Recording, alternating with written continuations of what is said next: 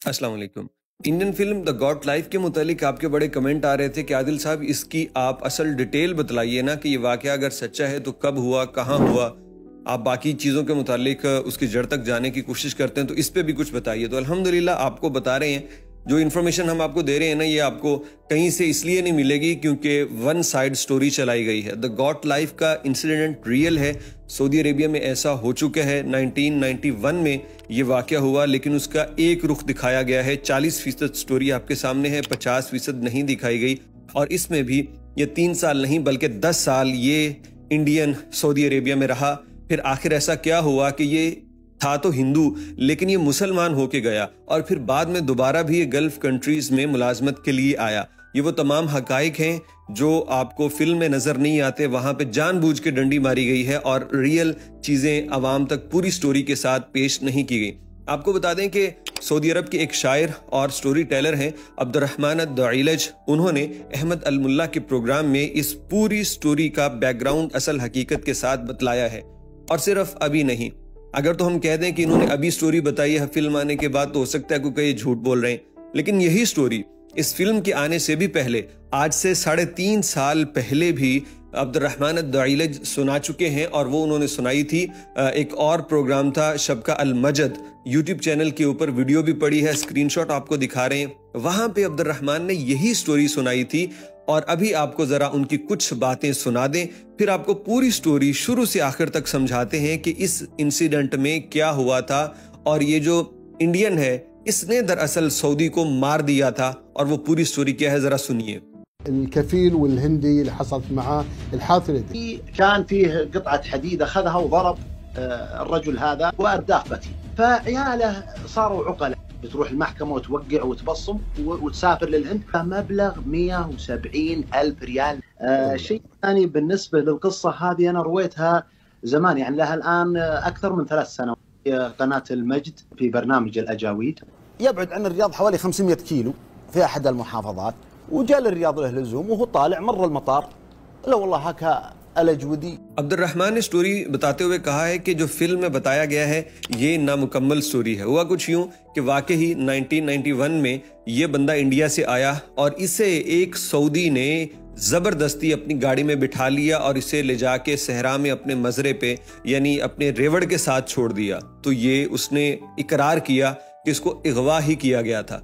उसके बाद उस सऊदी ने इसको अपने रेवड़ पे ही रखा और इंडियन ने बहुत उससे गुजारिशात की कि मुझे जाने दो, लेकिन उसने नहीं जाने दिया। अब वो इलाका ऐसा था कि शहर से दूर किसी और बंदे से वो मिल नहीं सकता था। तो सऊदी ने अपने सऊदी होने का फायदा उठाया और उसने उस पर जुल्म किया। उसे 5 साल तक वहीं रखा और इतनी सख्ती थी कि उसे सड़क तक भी जाने नहीं दिया जाता था। और वो झुंड भी रेगिस्तान के एक ऐसे इलाके में था जहां कोई सड़क करीब थी भी नहीं।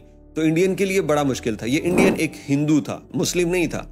तो यहाँ पे ये रहता रहा। आखिरकार 5 साल बाद किसी बात पे इनकी तकरार हुई, सऊदी ने उसको मारा और उसके बाद इंडियन को गुस्सा आया और उसने कोई चीज उठा के सऊदी के सर में दे मारी, जिसके बाद वो मर गया।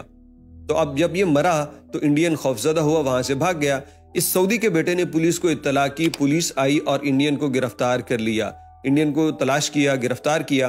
फिर इंडियन के ऊपर मुकदमा चला और उन्होंने कहा कि इस बंदे ने अपने सेल्फ डिफेंस के लिए इसको मारा है, यानी इरादतन कत्ल ये साबित नहीं हुआ। लड़ाई में कत्ल, उस पे वो सर कलम करने की सजा नहीं होती। अदालत ने इस शख्स को दियत का ऑर्डर दे दिया कि तुम 1,70,000 रियाल दियत दो तो चले जाओ, इसके अलावा नहीं, क्योंकि तुमने बंदा मार दिया।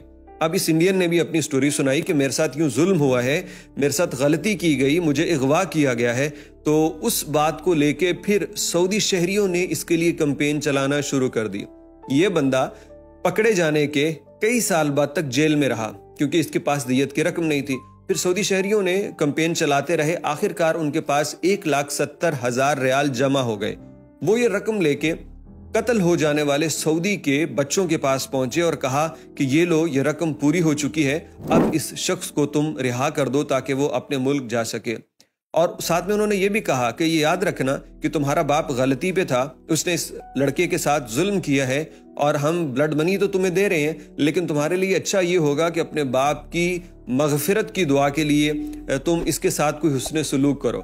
तो बच्चों के दिल में खौफ खुदा आया। उन्होंने वाकई महसूस किया कि हमारे बाप ने गलत किया था इस इंडियन के साथ, उन्होंने ये ब्लड मनी माफ़ कर दी और कहा कि हम अल्लाह की रज़ा के लिए माफ़ करते हैं और ये जो रकम जमा हुई है ये हम इस इंडियन को देते हैं 1,70,000 रियाल, और ये एक तरह से शायद कंपनसेट हो जाए कि 5 साल मेरे बाप के साथ रहा और 5 साल इसने जेल में गुजारे, तो शायद किसी तरह से इसकी दिलजोई हो जाए कि इसके साथ इतना अरसा जुल्म हुआ। तो उसके बाद इंडियन ने जब ये सारा मामला देखा तो उसने कहा कि तुम लोग मुस्लिम हो? तो उन्होंने कहा हम मुस्लिम हैं। तो कहने लगा वो जिसको मैंने मार दिया था वो भी तो मुस्लिम था? तो उन्होंने कहा हाँ वो मुस्लिम था, लेकिन वो सिर्फ अपनी ज़ात तक अपना फ़ायदा सोचने वाला मुसलमान था, वो इस्लाम को रिप्रेजेंट नहीं करता। उसने जो किया वो गलत किया, वो जुल्म है, इस्लाम ने उसे ऐसा करने का नहीं कहा, वो एक जालिम शख्स था। तो इस इंडियन को इस बात पे बड़ी हैरानी हुई और उसने ये सब देखा तो कहा अच्छा अगर मुसलमान ऐसे होते हैं जैसे तुम हो तो मैं इस्लाम कबूल करना चाहता हूँ। आज भी उस शख्स का नाम आप देख लीजिए, उसका नाम है नजीब। नजीब ने इस्लाम कबूल किया लोगों का सलूक देख के, यार मुसलमान तो असल में ऐसे होते हैं, मैं तो एक जालिम से मेरा वास्ता रहा। तो वो जालिम मर गया नजीब के ही वार से, और उसके बाद ब्लड मनी न सिर्फ माफ की गई बल्कि उससे माफी भी मांगी गई और उसे वो 1,70,000 रियाल दिए गए। ये है ट्रू स्टोरी इस पूरे वाक़े की, जिसको आप द गॉड फिल्म में बिल्कुल नहीं देखेंगे। हुआ फिर भी जुल्म है, ये जस्टिफाइएबल नहीं है। एक बंदे के 5 साल पहले सऊदी ने मार दिए, 5 साल फिर एक सिस्टम ने मार दिए। क्यों भाई? सिस्टम को नहीं पता था कि इसके साथ ज्यादती हुई है, सिस्टम को इंसाफ करना चाहिए था, लेकिन नहीं हो सका उस तरह। वो बाद में सोसाइटी वाले आए, वो जो भी हुआ, आखिरकार जब उसको फील हुआ कि मेरे साथ बेहतर हुआ है आखिरकार, तो उसने इस्लाम कबूल किया, वो मुतासिर हुआ। लेकिन फिर भी रियासत भी जिम्मेदार है, लोग भी जिम्मेदार हैं, आप उसको बरी जुम्मा नहीं कर सकते। लेकिन जो इंडिया ने फिल्म बनाई है उसमें ये पूरी स्टोरी आपको नहीं मिलेगी, सिर्फ वन साइडेड स्टोरी सुनाई गई है और वो भी अधूरी।